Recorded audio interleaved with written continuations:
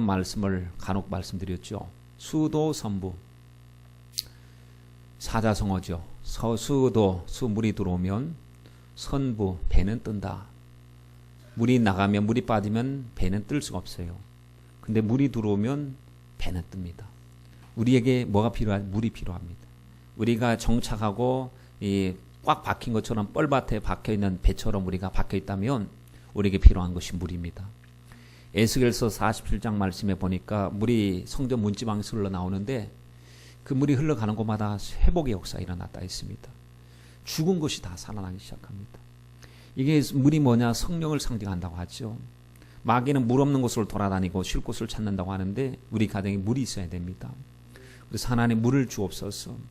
여러분 환경에 짓눌리고 환경이 전진이 안 되고 정체하고 지체하고 또 아니면 후퇴되는 부분이 있다면 우리가 기도할 때 성령이시여 우리 가정에 생수의 강이 흘러 넘치게 해주시고 그 생명수 강으로 말미암아 우리 심령이 살고 환경이 살아나게 하옵소서. 우리 기도해야 될 줄 믿습니다. 지난 주일날 오후인가요? 그때 면종복배라는 얘기 말씀드렸었죠. 생각나십니까? 면종복배 뭐였어요? 면종, 면에서는 고개 숙이는 것, 복배. 면에서는 복종하는 것. 면, 얼굴 앞에서는 전면에서는 아멘 하고 복배, 뒤에 가서는 배신하는 거. 아멘 하는데 세상 속에 나가서는 아멘으로 못 사는 거. 이것이 우리들의 너무 가슴 아픈 이야기들이다 그랬습니다. 정말로 우리는 정말 속과 겉이 똑같아야 될 것인데 찬양과 우리 삶이 똑같아야 될 것인데 찬양할 때는 공동체에서 어우러져서 같이 찬양하는데 그냥 개인으로 떨어뜨려 놓으면은 찬양을 안 하고 하나님이 온데간데 없어지고 희미한 모습이 우리에게 있다면 이거 여러분 정말 우리는 홀로서도 아무 사람도 없는 그 홀로 된 곳에 나 혼자 있다 하더라도 우리는 예배자로 서 있어야 될 줄 믿습니다. 우리는 주님의 것입니다.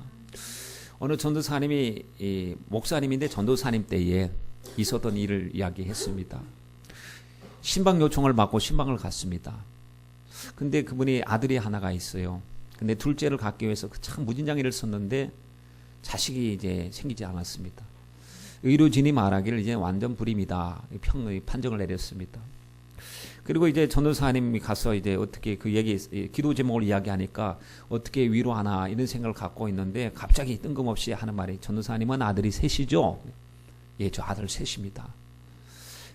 전도사님 아들 셋 기르시 괜찮으세요? 전도사님 박봉에 아이들 키우기가 어려울 텐데 혹시 큰 아들을 우리 가정에 주시면 양자로 주시면 그 아들 잘 먹이고 잘 입히고 미국에 유학까지 시켜가지고 훌륭하게 키우겠습니다. 그 얘기를 듣는 순간에 좋은 뜻으로 그냥 얘기했으리라고 생각합니다. 근데 듣는 당사자는요 코에서 김이 나오는 거예요. 귀에서 김에서 스팀이 나오는 거예요. 부끄러운 거예요. 왜냐하면 뭐 어떻게 들리냐면 너는 뭐 셋이나 낳고 키울 수 있는 재주도 없는 그 상황도 되지 않은 텐데 나한테 맡기면 내가 잘 키워서 성공시켜 주겠다는 식으로 괜히 자격지심이 이제 그렇게 들렸어요.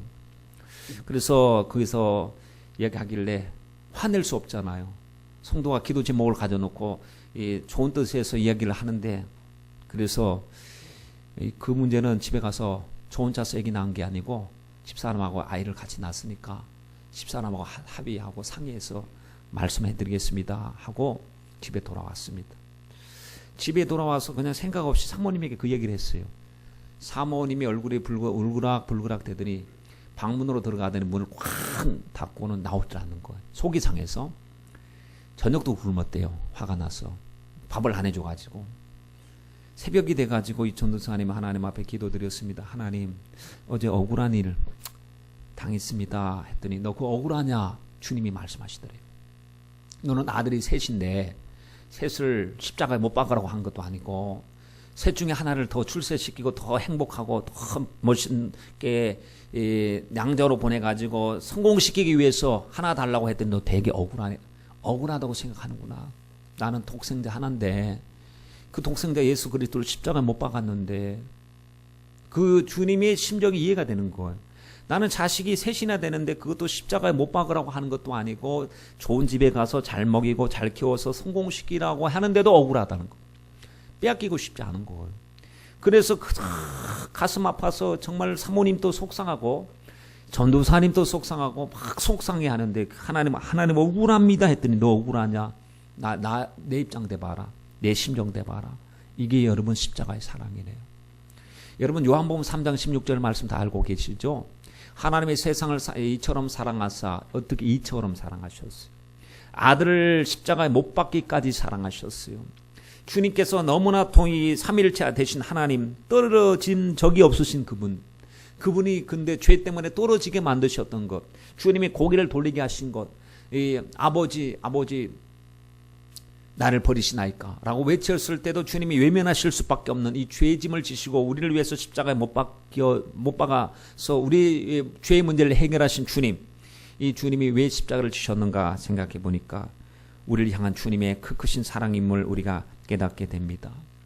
여러분, 사랑을 깨닫지 못하면 그냥 값 없이 그냥 우리가 대가를 지불 안 했으니까 아주 싸구려 취급을 하는데 아닙니다. 주님이 대가를 다 지불해 주신 것이죠. 여러분, 주님께서 십자가에 못 박히신 놀라신 사랑을 알고 나면 이 대단한 사랑입니다. 우리가 모를 때는 그냥 찬송 드리고 별 감동 없이 감흥 없이 하지만 알고 나면 눈물을 뚝뚝 떨어뜨리면서 주님의 십자가를 노래하는 거예요. 여러분 보십시오. 사람들은 이해할 수가 없어요. 주를 보낸 하나님의 사랑. 그러나 그 사랑이 우리를 살게 했습니다. 이제 예수님이 나의 주가 되셨어요. 우린 주님의 것이 되었습니다. 옛날엔 내가 내 인생의 주인이었어요. 내 마음대로 살았습니다. 근데 주님이 나를 찾아오셨어요. 그리고 십자가를 알게 해주셨어요. 그리고 부활을 알게 해주시고 죄에서 승리하게 해주시고 천국의 영광 소망을 보게 해주시고 난 다음에 주님이 우리 주가 되셨어요. 여러분, 예수를 우리는 주라고 고백을 합니다. 근데 성경에서 보면 예수는 우리 주가 되신다, 예수는 우리 그리스도가 되신다, 예수는 주, 예수는 그리스도라고 고백하는데 어느 시점이 있습니다. 어느 시점인지 아십니까? 그 시점은 정확하게 예수님의 십자가와 부활 사건 이후에 예수 그리스도가 우리의 주가 되시고 우리 그리스도가 되셨다라고 고백을 하고 있습니다. 여러분, 베드로 사도를 아시잖아요. 베드로를 보면은 예수님 앞에 의리 지키겠다, 믿음을 지키겠다 고백했던 근데 그가 주님이 잡히실 때는 도망갑니다. 주님이 십자가 달리실 때는 코빼기도 보이지 않습니다. 그런데 부활의 주님을 만났습니다. 부활의 주님이 주시는 성령을 받았습니다. 사람이 완전히 변화받았습니다. 그래서 사도행전 2장 36절 말씀에 보면 외치기 시작합니다. 뭐라고 외칩니까? 그런즉 이스라엘 온 집이 정령 알지니 그랬습니다. 여러분, 이스라엘 온 집이 정령 알아야 됩니다. 그리고 온 인류가 이 사건을 정령히 알아야 됩니다. 어떤 일이냐? 너희가 십자가에 못 박은 예수를 하나님이 주와 그리스도가 되게 하셨느니라. 여러분, 주와 그리스도가 된다는 것은 십자가를 통해서 구원을 완성하셨다는 거예요.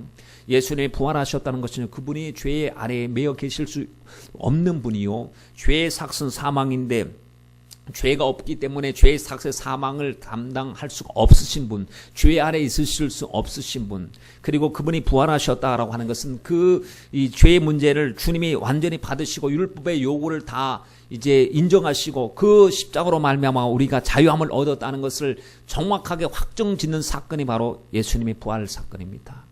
여러분, 그러니 예수님의 십자가와 부활은 우리에게 새 생명이 되는 사건이고 우리의 삶의 회복이 되는 엄청난 사건입니다. 우리가 로마서 14장 8절로 9절 말씀을 읽었습니다. 9절 말씀에 보면 이를 위하여 그리스도께서 죽었다 다시 살아나셨으니 곧 그 이후로부터 죽은 자와 산 자의 주가 되려 하심이니라 라고 이야기했습니다. 맞습니다. 사도 바울이 예수님의 십자가를 들었습니다. 그리고 십자가 사건을 알고 있습니다. 그런데 그가 알고 있는 십자가 사건은 죄인의 괴수로서 죽은 사건입니다. 그래서 사회를 혼돈케 하고 수많은 사람을 미혹하게 했던 사람이 당연히 십자가에 못 박혀서 죽는 것은 당연하다고 생각했었죠. 그 십자가의 의미를 전혀 깨닫지 못했습니다. 그런데 다메섹 도상에서 주님을 만났습니다. 그분이 십자가를 지신 이유를 알았고 부활하신 이유를 알았습니다. 그 다음부터 그의 생애가 완전히 달라지는 것을 여러분 우리가 성경을 통해서 알 수가 있습니다. 오늘 말씀에 보면 여러분 로마서, 고린도서의 말씀, 또 갈라디아서의 말씀, 각 다른 교회에게 주시는 말씀이었어요. 보내는 사람은 한 사람인데 받는 사람은 각양 다른 사람들이었습니다. 그런데 속의 심령은 똑같은 심령을 전달하고 있는 것을 볼 수가 있습니다. 그것이 무엇이냐면 내가 그리스도를 만나고 나서 나는 십자가에 못 박혔고 이제 나는 없고 내 안에 예수님이 사셨고 이제 예수님이 나의 주가 되셨고 내가 살아가는 이유도 오직 그리스도를 믿는 믿음 안에서 사는 것이다 라고 했습니다. 그러니까 나를 위해서 사는 것이 아니고 주를 위해서 살아가는 것이 신앙 양심을 가지고 산 사람들의 바른 신앙의 고백이라고 고백하고 있었던 것이죠. 십자가를 제대로 깨달으니까 사람이 달라졌어요. 여러분, 십자가를 제대로 깨달아야 됩니다. 십자가를 제대로 깨닫지 못하면 앉아서 십자가는 노래하고 찬양은 하는데 십자가의 의미를 몰라요. 그래서 왔다 갔다 하다가 세상으로 양다리 걸치고 살면서 결국에 세상으로 돌아가는 사람이 여러분 얼마나 많은지 아십니까? 교회에 나오긴 나왔는데 십자가를 몰라요. 성령을 몰라요. 이 죄에서 자유롭게 해주신 십자가의 사랑을 알 수가 없었어요. 결국에 여러분 그 세상 사람들처럼 살아가는 수많은 사람들이 있습니다. 십자가를 깨달으면 삶이 달라지고요. 삶의 신앙의 모습이 완전히 달라집니다. 여러분, 사람이 사랑을 받으면 사람이 변한대요. 사랑을 받으면 변하는데 우리는 사랑을 받고 있습니다. 하나님 우리를 사랑하신 줄 몰랐었어요. 근데 하나님이 우리를 이전부터 알고 우리를 부르셨고 하나님 우리를 사랑해 주셨어요. 여러분, 우리가 사랑받는다는 것 때문에 정말 눈물 나고 감격스러울 때가 얼마나 많습니까? 부모님이 우리를 사랑해 주신 사랑도 귀중하지만 그 사랑을 능가하는 사랑이 바로 하나님이 우리를 사랑하신다는 사실입니다. 여러분, 아까 말씀드린 대로 이사야서 43장의 말씀에 보면 하나님 우리를 보배롭고 존귀하게 여긴다라고 하셨고 스바냐 3장 17절 말씀하시나요? 스바냐 3장 17절 말씀에 하나님 나를 사랑하시는데 어떻게 감당할 수 없이 나 때문에 기쁨을 이기지 못하여 하시며 잠잠히 사랑하시며 나로 인하여 즐거이 부르며 기뻐하신다라고 했습니다. 아니, 우리가 우리 자신을 봐도 별로 자족함이 없고 우리 자신에 대해서 실망이 많은데 그럼에도 불구하고 우리 주님은 우리를 기쁨의 대상, 사랑의 대상으로 봐주신다니 여러분 얼마나 감격스럽습니까? 사도 바울이 만약에 주님을 못 만나고 그냥 주님을 핍박하는 자로 살다가 죽었더라면 그런 지옥 아래목에 있었을 거예요. 그런데 주님께서 포행자였고 핍박자였고 악행자에도 나를 하나님이 충성되 여겨주시고 불러주시고 성령으로 변화시켜 주시고 십자가의 사랑 알게 해주시고 하나님의 일꾼으로 불러주시고 삼층천의 영광을 알게 해주시고 그 하나님이 행하신 일들을 생각할 때 사도 바울이 하나님 앞에 온전히 헌신하지 않을 수가 없었어요. 여러분, 사도 바울만이 그 고백을 하는 것이 아니고 저와 여러분들의 동일한 고백이 되어야 될 줄 믿습니다. 바울은 종됨을 자랑했습니다. 예수 그리스도의 종된 나 바울은, 이 말이 여러분 사도 바울의 서신 속에서 문안 인사 드릴 때마다 맨 앞인데 얼마나 자주 등장한다는 것을 여러분 우리가 말씀을 읽어보면 알 수가 있습니다. 그리스도 예수의 종된 나 바울은 자랑의 종이라고 하는 것. 그 당시 종이라고 하는 것은요, 자유의지가 없어요. 소모품처럼 쓰임받다가 폐기 처분당하는 것이 종의 역할이었습니다. 그런데 그 세상 사람들의 주인은 종을 억압하고 부리는 종이지만 하나님 아버지는 우리 주인이 되셔서 우리를 너무 행복하게 해주시고 우리를 책임져 주시고 사랑해 주신다는 사실 때문에 종됨을 자랑을 하고 있습니다. 하나님, 내가 주인 삼은 모든 거, 옛날에 그것이 주인이었습니다. 돈이 주인이었고 사람이 또 명예가 또 내 몸 건강의 주인이었는데 그거 다 내려놓고 내 주 대신 예수님 앞에 나왔어. 나의 주 대심을 고백합니다. 왕 대신 주님 앞에 나와서 나를 다스려 달라고 하나님 앞에 고백합니다. 주님, 저의 자랑은 예수밖에 없습니다. 저의 자랑은 십자가와 부활밖에 없습니다. 여러분, 바울의 자랑거리가 달라졌어요. 저와 여러분이 자랑할 자랑거리가 무엇인가요? 로마서 1장 16절 말씀에 보면 바울은 자랑하는데 내가 복음을 부끄러워하지 아니하노니 이 복음은 모든 믿는 자에게 구원을 주신 하나님의 능력이 됨이니라 그랬습니다. 여러분, 복음이 부끄러우십니까? 예수가 부끄러우십니까? 예수 믿는 것이 부끄러우십니까? 그럴 리가 없죠. 왜냐하면 복음이 자랑거리가 되니까. 근데 때때로 우리는 예배당에서 예배를 드리면서 복음을 얘기합니다. 그리고는 각계 전투하고 하려고 바깥으로 개인적으로 나가서 세상 속에 들어갈 때는 안 믿는 사람들 틈바구니 속에서는 때때로 우리 신앙의 정체성을 드러내지 않을 때가 있어요. 아니 주님을 그렇게 사랑한다 고백하는데 만나는 사람들에게 있어서 나의 신앙의 정체성, 내가 가장 사랑하고 의지하는 분이 누구신지에 대해서 침묵하고 있을 때가 있단 말이죠. 이것이 여러분 아이러니한 것입니다. 예전에 정원 목사님의 책에 보면 그런 내용이 있었죠. 어떤 권사님 딸이 이제 맞선을 보러 가는데 사람을 만나서 참 배경 좋고 인물 좋고 유망한 남자를 이제 신랑감으로 합당한가 해서 만나러 맞선을 보러 갔는데 이 딸이 가서 예수님 이야기를 하고 온 거예요. 첫 만남 속에서 예수님. 그 무슨 얘기를 나누고 같이 했느냐 했더니 그 사람을 만나서 예수님 이야기를 했다. 화를 내면서 그 자리에서 왜 예수님 이야기를 했느냐고. 그 사람이 혹시 기분 나쁘면 어떡할 뻔했냐고. 막 고래고래 소리 지르면서 화를 냈다는 거예요.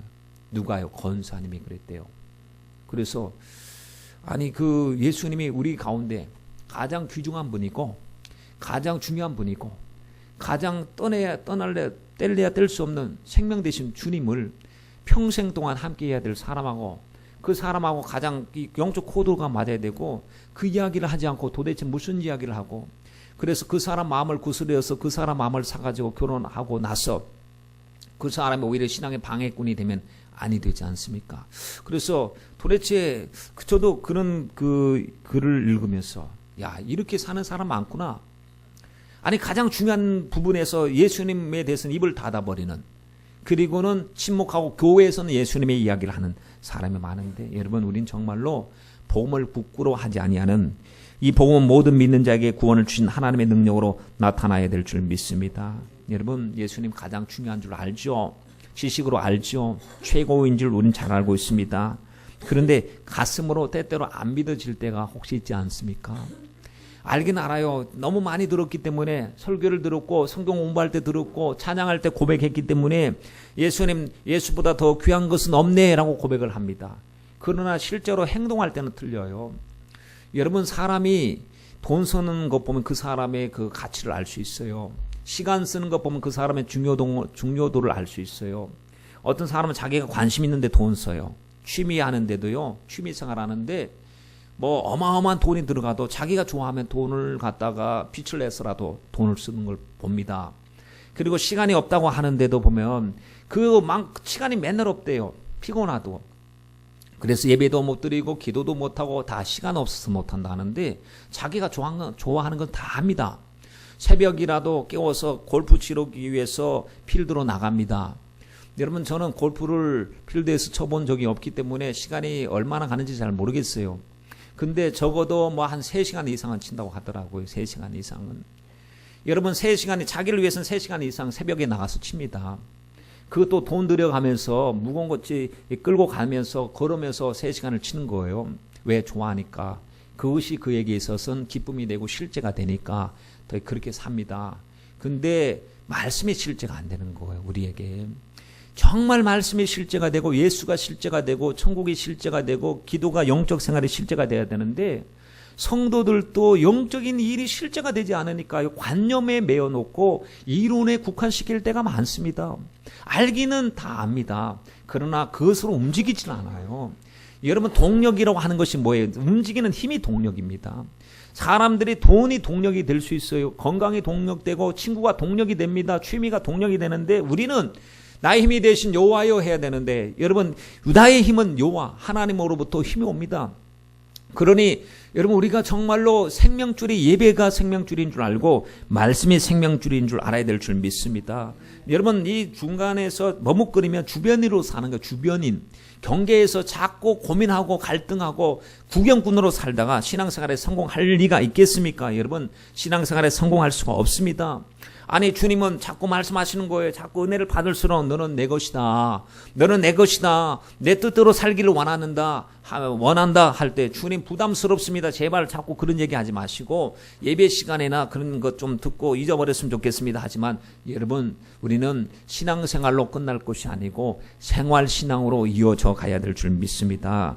여러분, 복음이 내 속에 복음이 되지 못할 때 얼마나 많은 갈등이 있는 줄 아십니까? 신앙생활할 때 주님을 제대로 못 만나고 십자가의 의미를 깨닫지 못하면 신앙생활할 때 말씀에는 순종해라, 순종해라, 순종해라 계속 하시는데 아니 순종할 수 있는 동력이 없어요. 순종하고자 하는 믿음도 없어요. 내가 나를 위해서 더 살고 싶고 아직까지도 내 욕망이 더 많고 그것에 돈 들이고 시간 들이고 정성 들이고 사람 만나는 일에 세상에 썩어질 것을 위해서는 그렇게 많은 시간을 허비하면서도 우리가 영원한 하나님의 나라의 부활을 쌓으라고 주님이 말씀하시는 그 말씀 앞에서는 우리가 침묵을 지키고 방관자의 입장을 취할 때가 너무나도 많습니다. 여러분, 주님께서 왜 자꾸 말씀하실 때마다 너는 내 것이다 라고 말씀하실까요? 우리 속에 뭐 좋은 것이 있어서 그걸 착취하고 빼앗아 가고자 하는 주님의 술수입니까? 아닙니다. 여러분, 주님께서는 우리를 당신의 소유로 삼아 주신다는 것은 책임져 주시겠다는 거예요. 저와 여러분은 주님의 것이고 우리 가정은 주님의 것이고 우리 생명도 주님의 것이고 우리 자녀도 주님의 것이에요. 여러분, 주님의 주대심을 인정해야 될 줄 믿습니다. 우리를 주님께서 가장 핏값으로 값주고 사셨기 때문에 주님이 우리 가운데 주인으로 인정받는 것은 당연한 것이죠.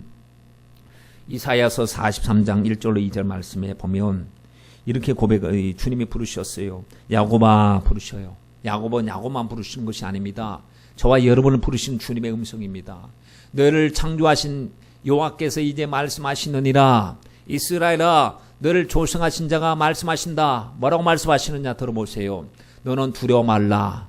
내가 너를 구속하였고 내가 너를 지명하여 불렀나니. 지명해서 부른 것은 손가락으로 딱 찍어서 부른 거예요. 여러분, 한 사람 한 사람을 지명하여 불렀나니 너는 내 것이다. 여러분, 주님의 것은 2절 말씀에 보니까 어떻게 대우해 주시느냐, 철저하게 보호해 주시는데 물 가운데 갈 때 물이 너를 침몰치 못하게 할 것이고 불 가운데 갈 때 불이 너를 사르지 못하게 할 것이다 라고 했습니다. 여러분, 정말 우리는 삶의 모든 것이 다 주님의 것임을 인정하십시다. 고린도전서 6장 19절로 20절 말씀에 보면 너희 몸은 너희가 하나님께로 받은 바 너희 가운데 계신 성령이 되는 줄 알지 못하느냐. 여러분, 몸도 주님의 것이래요. 육체도 주님의 것이래요. 몸 가지고도 죄 짓지 말래요. 여기 고린도전서 6장에 뭐 음행 이야기가 나오거든요. 몸으로 짓는 죄는 이 음행이 속으로 짓는 죄니까 죄를 짓지 말고 성령께서 계시니 거룩하신 성령님이 계신 곳에 악한 것으로 죄 지을 수 없다라고 말씀하시면서 갑으로 산 것이 되었으니 그런즉 너희 몸으로 하나님께 영광을 돌리라라고 했습니다. 여러분, 주님이 값을 지불하고 우리를 사셨대요. 근데 그걸 구속이라고 이야기합니다. 구속이라고 하는 것은 대가를 지불하고 우리를 구원하신 것을 구속이라고 이야기하는데 그 대가를 어떤 대가를 지불했는가 봤더니 예수의 피값을 지불하셨대요. 여러분, 예수의 피값의 가치가 얼마나 될까요? 예수의 피값이 1억이 됩니까? 2억이 됩니까? 여러분, 세상의 모든 것을 다 통틀어 모아놓고 세상에 가치 있는 것을 다 모아서 이 하나로 묶어도 예수의 피값만 못합니다. 그러니 여러분, 예수님의 피값은 값으로 환산할 수 없는 어마어마한 것입니다. 그러니 그 피값을 주고 우리를 사셨으니 우리가 존귀한 사람 아닙니까? 이미 우리가 구별되었으니 우리가 얼마나 존귀한 사람들입니까? 그런데 우리가 그 당사자 된 우리들이 우리가 가치 있는 일이란 가치가 있는 하나님의 귀한 존재라고 하는 사실을 모르고 사는 것이 이게 심각한 문제가 아닐 수가 없습니다. 여러분, 주님께서 우리를 총주로 부르셨습니다. 그러니 주님은 우리의 주인이시고 우리는 종입니다. 여러분, 종 뜻대로 살아야 됩니까? 주인 뜻대로 살아가야 됩니까? 세상의 모든 것을 다 가지고 있어도 아담과 하와를 보십시오.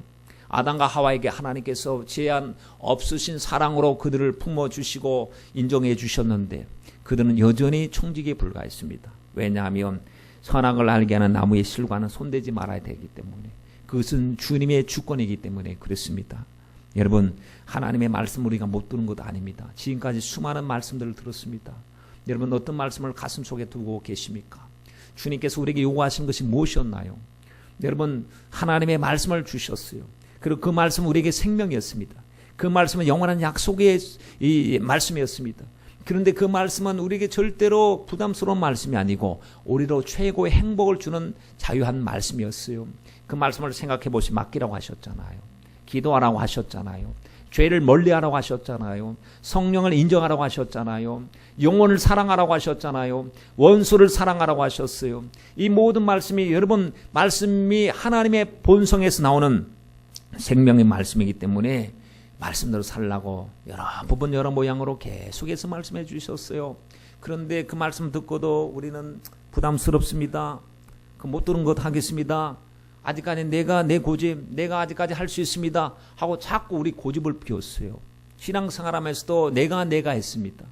주여 주여 하고 주님의 뜻을 추구해야 되는데 자꾸 내 고집을 피우다가 보니까 우리는 지금까지 살아온 과정을 봐도 결과를 봐도 엉망이었어요. 영적이지 못했습니다. 질서가 없었습니다. 그리고 여러분 썩을 것을 위해서 참으로 살아왔는데 영적이지 못한 것에 우리가 너무나 많은 것을 시간을 보내지 않았습니까? 여러분 이제는 주님을 철저하게 의지해야 될 줄 믿습니다. 잠언서 3장 5절 말씀에 너는 마음을 다하여 여호와를 의뢰하고 내 명철을 의지하지 말라라고 말씀하셨어요. 내 길을 주님께 맡기면 주님이 우리 길을 지도하신다. 시편 37편 5절 말씀에 너희 길을 여호와께 맡기라. 저를 의지하면 저가 이루신다라고 이야기했습니다. 여러분 주님께서는 지금 우리가 순종하기를 기다리시고 우리가 정말 자기 부인하기를 기다리십니다. 신앙생활 가운데 자기 부인이 여러분 정말 힘듭니다. 아니 근데 자꾸 말씀을 보면 너 자신을 부인하고 십자가 지고 나를 쫓으라 주님이 말씀하시는데 부인도 은혜가 있어야 부인이 되는 거거든요. 성령께서 내 마음속에 확정을 주실 때 내가 귀한 거 다 내려놓고 주님을 따를 수가 있는 것입니다. 그러니 신앙의 역설이라고 하는 것이요. 참 내가 부인하면 나를 부인하면 내 안에 예수님이 나타나시고 우리가 약할 때 강하신 주님이 일하시기 시작하십니다. 내가 강하다고 내 고집 부릴 때는 주님은 오히려 침묵하실 때가 많습니다. 여러분 말씀 들을 때마다 나를 내려놓으시고 나의 주 되신 주님을 인정하시길 바랍니다. 여러분 움켜잡은 것을 놓아야 되거든요. 지금 주님을 믿는다고 하면서도 내가 움켜잡은 것은 못 놓고 있습니다. 여러분 내려놓음과 포기라고 하는 말은 같은 말 아닙니까? 내려놓음이라고 하는 말과 맡긴다라고 하는 것도 같은 의미라고 생각합니다. 맡긴다는 것은 주님께 내려놓는 것인데 저 어릴 적 생각이 나더라고요.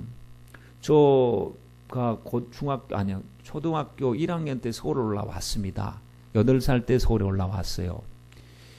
그런데 제가 시골에 살 때 보면은 그때 어려운 풋이 생각이 나요. 소꼴을 먹이기 위해서 소 몰고 꼴을 먹인 것도 생각이 나고요. 그리고 염소를 키운 것 같습니다. 염소를 키웠는데 염소 줄을 잡고 내리막길을 내려가는데 갑자기 염소가 뛰기 시작했어요. 염소가. 그래갖고 그때 지금 같으면 딱 이 완력을 가지고 딱 잡고 어디 뛰냐 하고 딱 잡으면 챙기면 되는데 그때 나이가 한 7살이나 몇 살이나 하여튼 그 정도밖에 되지 않으니까 힘이 있으면 무슨 힘이 있겠어요. 염소줄 잡고 가도 염소가 뛰니까 같이 막 뛰다가 엎어졌어요. 머리가 깨졌어요. 지금 또 머리 정수리 부분에 보면은 상처가 있습니다. 그때 시골에서 머리가 깨져갖고 피가 나갖고 막 곤란했을 때가 있는데 그때 생각을 간혹 합니다. 그때 내가 잡았던 것은 내가 놓을 수 있는데 내가 잡힌 게 아니고 제가 잡았던 거거든요.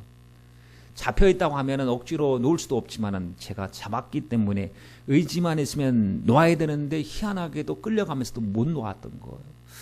그때 보면은 참 사람이라고 하는 것이 잡으면 막 뛰어가면은 끌려가면서도 잡은 것을 못 놔요.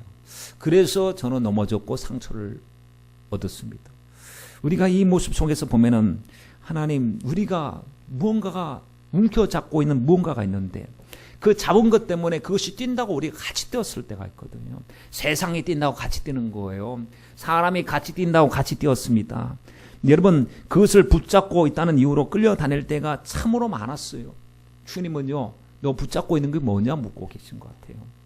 너 붙잡고 있는 것을 너가 충분히 놓을 수 있는데 놓을 의지가 없느냐? 놓기만 하면 주님의 의로운 오른손으로 우리를 붙잡아 주신다고 말씀을 하고 계시는데 여러분 세례요한이 고백을 했어요. 주님은 흥해야 되고 저는 쇠하여도 괜찮습니다. 주님 만난 사람들의 고백이 그랬습니다. 바나바가 고백합니다. 바울이 흥해야 되고 저는 뒤에서 도와드리겠습니다. 겸손을 배울 수가 있었습니다. 여러분 맞습니다. 영적인 것은 흥해야 되고 육적인 것은 쇠퇴해야 되고 주님의 방법은 흥해야 되고 주님의 뜻은 흥해야 됩니다.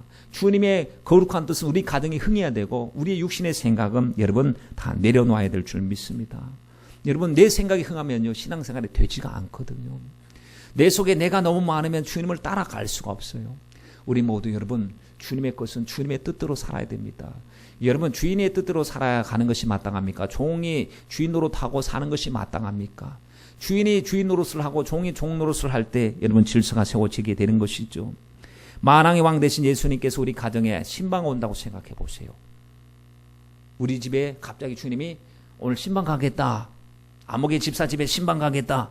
주님이 말씀하셨어요. 여러분은 뭘 준비하시겠어요? 뭔가 대단히 준비해야 될 것 같아요. 청소라도 해야 될 것 같고 예수님이 신방 가신다고 하니까 나 서로 집에 주님이 신방 오시니까 마르다가 분주했잖아요. 주님께 드릴 음식 때문에. 주님이 신방 가신다고 하니까 이 백부장은 주님 우리 집에 들어오심을 감당할 수 없습니다 하고 부들부들 떨었대요. 갑자기 삭개오야 내려오느라 너 집에 좀 신방 가자고 했더니 삭개오가 깜짝 놀래가지고 주님 앞에 가서 막 부복하고 엎드려서 회개하고 주님 맞을 준비를 했대요. 우리 가정에도 주님의 신방 오신다고 하면 여러분 역사가 일어나는 겁니다. 정말로 우리 집에 주님 신방 오시길 주님 우리 가정에 신방 한번 오세요. 막 하고 싶지 않으세요? 그런데요 신방 차원을 뛰어넘는 거예요. 주님은 이미 우리 안에 계시고 우리 안에 내주하고 계시고 성령을 우리를 떠나지 않고 계시고 영원히 우리와 함께 하신다고 하셨으니 주님은 한 번 왔다가 지나가시는 차원이 아니고 우리와 더불어서 영원히 함께 동고동락하시고 우리 안에 이미 계신 줄 여러분 우리 믿어야 될 줄 믿습니다. 그러면 내 안에 계신 그분을 한 번 와서 신방 왔을 때 주님을 왕 대접하고 최고의 대접하듯이 우리 주님을 대접을 해드려야 될 것 아닙니까? 지금 신방 오신 게 아닌 내 안에 계시는 거예요. 지금 성령으로 그 안에 주님이 계시니 여러분 주님을 지금 어떻게 홀대하십니까? 아니면 환대하고 계십니까?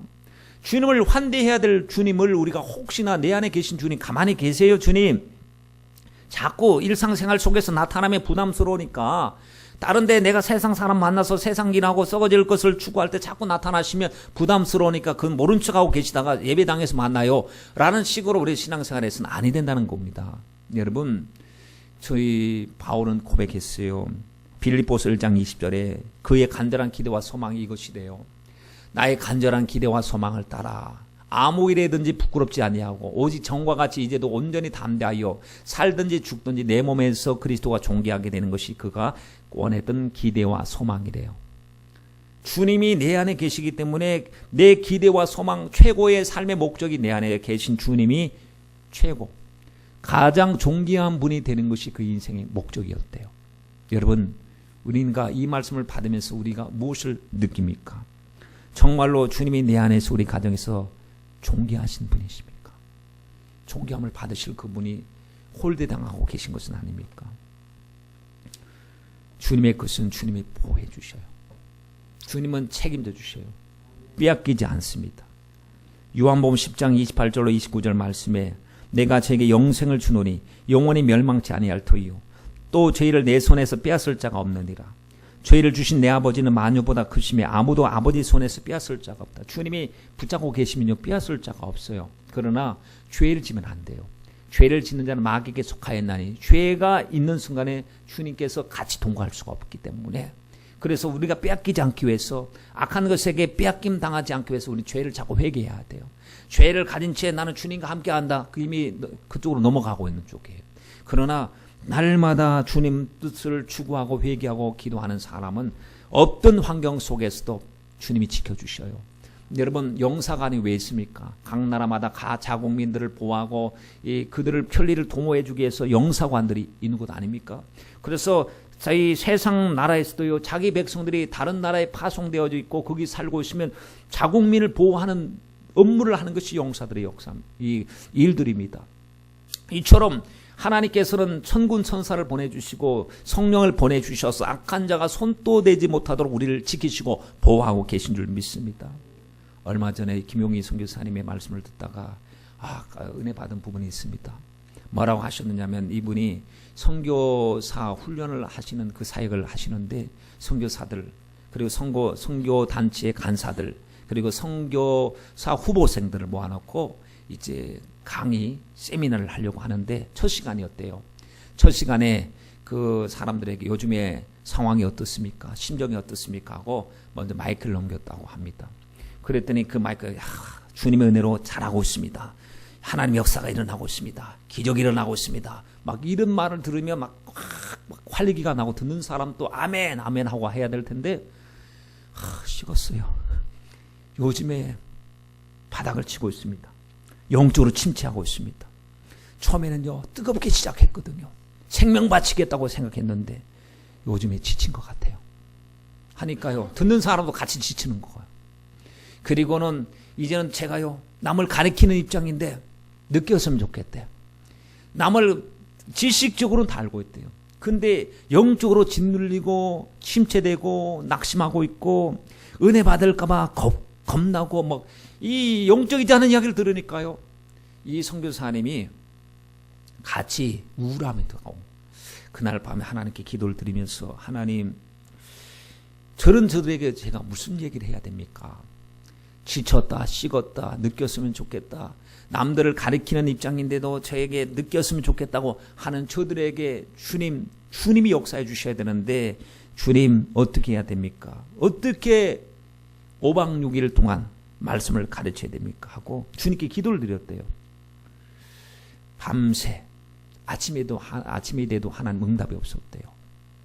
그래갖고 이제 어떡하나 싶은데 아침밥 먹으라고 누가 부르더래요. 그때 그 순간에 하나님이 지나치는 탁 메시지가 귓줄을 때렸습니다. 무슨 질문이 들었냐면 사람들이 다 못 살겠다, 침체됐다, 위기를 만났다, 어렵다 이 소리를 들었던 거죠. 현장이 너무 어렵고 너무 사역이 어렵고 지쳤다라는 소리를 들었는데 위기가 누구에게 온 것인가? 위기가 누구에게 왔지? 사람에게 왔구나. 위기가 사람에게 왔구나.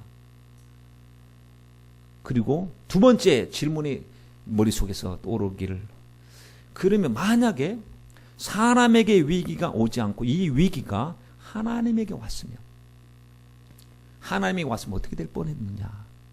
여러분 하나님은 만약에 야 너 사랑하기 난 이제 지쳤어. 너에 대한 나의 사랑은 이제 떨어질 대로 떨어졌어. 너 보기 싫어 이제 나는 이제 너 사랑할까 봐 나 걱정돼. 라고 하나님이 우리를 향해서 지쳤다고 이야기하신다면 여러분 생각해 보세요. 우리가 위기를 만났을 때 주님 다시 돌아가는 거예요. 둘째 아들이 집 나가서 허랑방탕하다 돌아오니까 아버지가 항상 그 모습 그대로 받아준 것처럼 돌아갈 곳이 있었거든요. 근데 우리끼리 모여가지고 하나님 돌아갑니다 했는데도 야야 기도하지 마. 다 지쳤어. 이제 기도도 안 들어. 이제는 이제 약속 폐기다. 이제 안 한다. 라고 주님이 우리 사랑하기를 지쳐버리시면 우리는 소망이 없어요. 성경에 보면 근심하셨다. 화나셨다. 이런 부분이 있죠. 그러나 포기하신다는 건 없어요. 우리를 포기하신다는 이 말씀이 없다니. 여러분 우리가 좌절하고 침체하면 우리는 돌아갈 곳이 있잖아요. 아버지 품으로 돌아가면 돼요. 아버지가 항상 핏값으로 사신 우리들 포기하지 않고 지금 또 기다리고 계신 줄 믿습니다. 여러분 역사의 구비마다 인간들이 주님께 실망을 안겨드려도 우리 주님에게는 그런 위기가 없었어요. 주님은 한량 없으신 그 사랑으로 오래 참고 또 참고 기다리셨습니다. 위기는 사람의 편에 여러분 언제나 있었습니다. 우리에게도 지금 위기 있을 수도 있고 영적 침체일 수도 있고 지치고 힘들고 첫사랑 잃어버리고 열정 사라지고 은혜 소멸할 수 있어요. 그러나 우리 주님은 알고 계신 거예요. 우리 체질, 우리 진토됨, 우리 약함을 알고 계셔요. 그런 우리들에게 지금 우리에게 초청을 하고 계십니다. 내게로 오라. 내가 너와 함께 할 것이고 내가 너를 위로할 것이고 내가 너를 굳세게 할 것이고 나의 의로운 오른손으로 너를 지킬 것이다 라고 이야기했습니다. 여러분 하나님의 사랑은 포기가 없는 사랑입니다. 끝까지 추적하시는 주님의 사랑인 줄 믿습니다. 왜 그런지 아십니까? 주님이 값을 엄청나게 지불했거든요. 우리를 사랑하시는데 그 값을 싸구려로 주님이 우리를 구속하신 것이 아니고 물과 피를 쏟으신 그 아버지 하나님의 독생자 예수 그리스도를 십자가에 못 박기까지 우리를 사랑하신 그 사랑 때문에 포기할 수가 없는 거예요. 그래서 하나님의 사랑의 높이 깊이 넓이 여러분 측량할 수가 없다고 이야기하지 않습니까? 고린도전서 2장 9절에서 12절 말씀을 한번 보세요. 기록된 바 하나님이 자기를 사랑하는 자를 위하여 예비하신 모든 것. 하나님은 자기를 사랑하는 자를 위해서 예비하신 것, 모든 것이 있어요. 그것이 예비하였기 때문에 지금 눈앞에 안 보여요. 그래서 눈으로 보지 못해요. 귀로도 안 들려요. 사람의 마음으로도 생각할 수가 없어요. 그런데 이것을 미리 알게 하시고 사모하게 하시고 보게 하신 분이 계신데 10절 말씀에 오직 하나님의 성령으로 이것을 우리에게 보이셨다. 성령으로 주님이 예비하신 것을 보여주시는 거예요. 지금 하나님의 상승천의 영광을, 천국의 영광을 보여주시는 거예요. 성령으로 하나님의 자녀의 그 주어진 영광의 기업의 풍성이 무엇인지 성령으로 보여주시는 거예요. 그래서 성령으로 우리의 마음의 눈을 밝혀주셔서 하나님의 영광을 사모하게 하시고 그 영광을 추구하게 하시는 것이 바로 성령의 역사인 줄 믿습니다. 사람의 사정을 사람의 영 외에는 알 사람이었어요. 그러나 여러분, 하나님의 사정은 하나님의 영 외에는 알 길이 없죠. 그런데 하나님의 영 되신 성령께서 우리 안에 계셔서 날마다 하나님의 마음을 이해하게 하시고 분별하게 하시니 여러분, 우리는 최고의 복을 받았습니다. 12절 말씀을 보세요. 우리가 세상의 영을 받지 아니하고 오직 하나님께로 온 영을 받았으니, 세상의 영을 받아서는 우리가 자유할 수가 없는데 하나님께로 온 성령을 받았으니 이는 우리로 하여금 하나님께서 우리에게 은혜로 주신 것들을, 우리에게 이미 주신 것들이 있어요. 십자가를 통해서 이미 주신 엄청난 것들을 알게 하려 하심이니라 라고 했습니다. 성령으로 알아야 됩니다. 그래야 우리가 위로받고 낙심하지 않습니다. 여러분, 하나님의 것은요, 하나님 끝까지 추적하신다는 사실을 알아야 됩니다. 여러분, 하나님이 침묵하신다는 사실을 아셔야 됩니다. 유종옥 사모님의 간증을 읽고 많은 은혜를 받았습니다. 택시기사라고 하는 글을 쓰셨는데 그 내용을 읽도록 하겠습니다. 내가 그분을 만난 것이 30년이 넘었는데 지금도 그의 손짓 하나 표정까지 뚜렷이 기억하고 있다. 나는 예수를 믿지 않는 가정으로 시집을 가던 날부터 고통스러운 나날이 계속되었다. 사업을 했던 남편이 돈을 엄청나게 벌어도 내 마음은 조금도 기쁘지 않았다. 아니, 돈 버는 것으로 내 인생을 다 허비하는 것이 억울했다. 그래서 주님께 우리 집에서 돈을 다 걷어달라고, 하나님 만나게 해달라고 기도했다. 주님은 내가 그 기도를 왜 하지 않나 기다리고 계셨던 것처럼 6개월이 채 되지 않았는데 돈을 다 걷어가셨고 우리는 산 같은 빚더미 속에 허덕여 했다. 가난을 모르던 나는 그날부터 가난이 얼마나 쓰리고 아픈 고통인지 처절하게 체험해야 했다. 어려서부터 예수를 믿었지만 남편과 시댁의 핍박으로 신앙생활을 할 수 없었고 쉴 새 없이 빚쟁이들에게 시달리는 삶이니 당연히 질병이 찾아왔다. 몸이 아프니 마음마저 병들어 더 이상 살고 싶은 마음이 없었다. 깊은 우울증이 내 삶에 어둡게 그늘져 왔다. 나는 자살하려고 마음먹고 택시를 탔다. 이 세상 더 살아봐야 아저씨 요금 2배로 드릴 테니 청평댐으로 가요. 그 한마디만 내뱉은 나는 두 눈에 동공이 풀리고 이미 청평댐 푸른 물에 첨벙 빠지듯 허우적거리고 있었다. 그 기사님은 내 분위기가 심상치 않았는지 아무 대꾸도 없이 청평을 향해 달렸다. 그래, 이 세상 더 살아봐야 무슨 좋은 날이 있겠나. 어제와 똑같은 오늘, 오늘과 똑같은 내일이 계속되겠지. 오늘 같은 내일이 또 주어진다면 나는 살아갈 마음이 없었다. 에너지가 다 소진되어 움직일 수조차 없었다. 침묵이 비좁은 차 안에 무겁게 내려앉고 있었다. 얼마만큼 달렸을까? 아무 말 없이 운전만 하던 기사님이 어렵게 입을 띄었다. 청평댐에 자살하러 가는 거죠.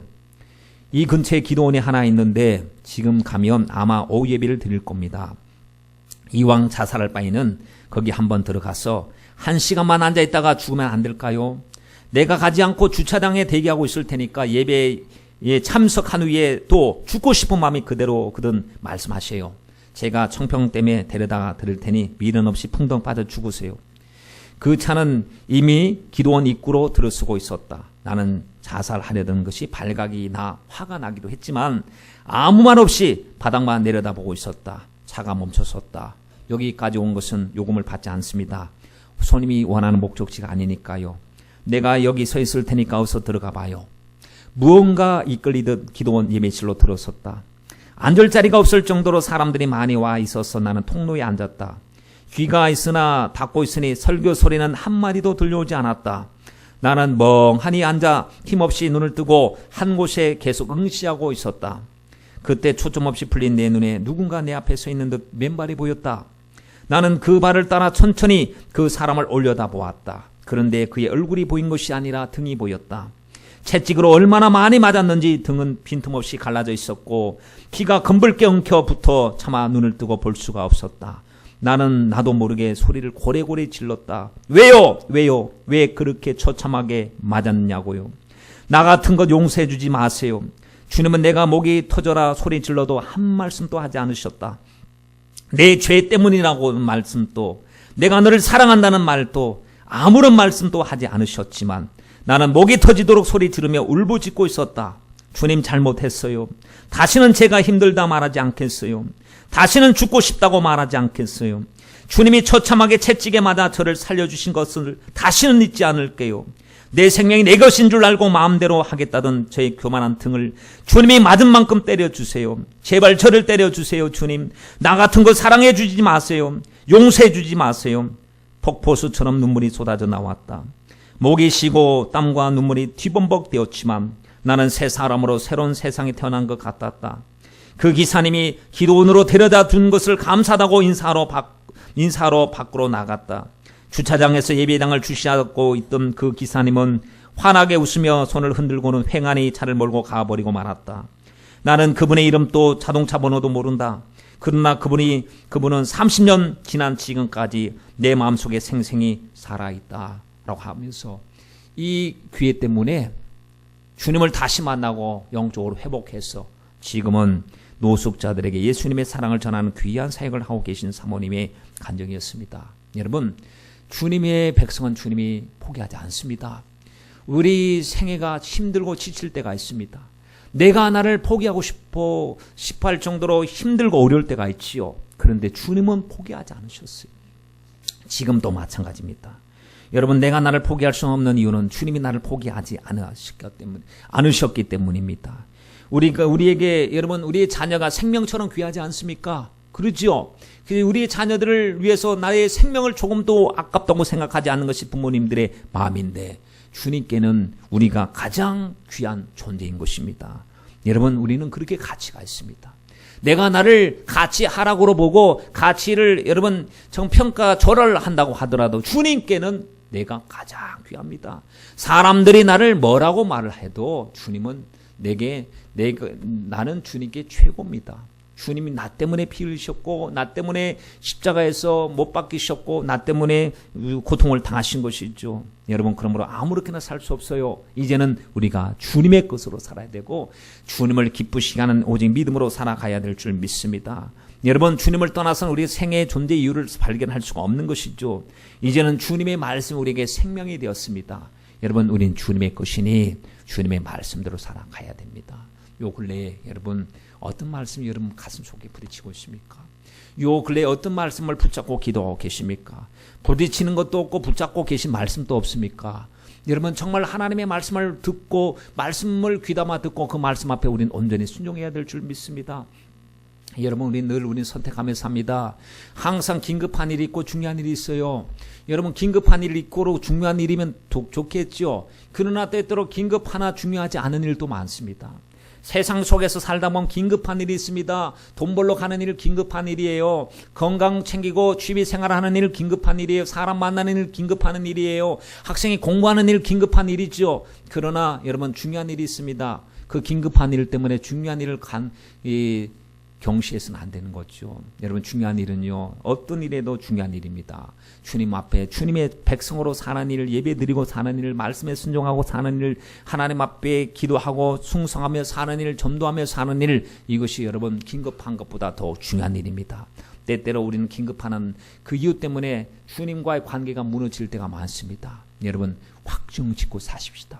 우리가 하나님 내 마음이 확정되어 싸우니 고백한 것처럼 여러분, 그 어떤 것도 우리가 주님보다 더 사랑하는 것이 없어야 될 줄 믿습니다. 우리 사업의 주인이 누구신지 아십니까? 주인이십니다. 주님이십니다. 우리 가정의 주인이 누군지 아십니까? 주님이십니다. 내 사랑하는 자녀의 주인이 누군지 아십니까? 주님이십니다. 우리가 주인이 아니라 우리는 청직임을 아셔야 됩니다. 잠시 맡겨주신 것이기 때문에 주인 앞에 서서 결산하는 날이 반드시 다가옵니다. 내가 준 것 가지고 너 뭐 했느냐 물으실 때 답을 말할 준비를 우리가 하고 살아야 됩니다. 여러분, 나된 것은 오직 주님의 은혜입니다. 그러므로 내 것으로 살지 말고 주님의 절대 주권을 인정하고 살아가는 저와 여러분이 다 되시길 주님의 이름으로 부탁드립니다. 기도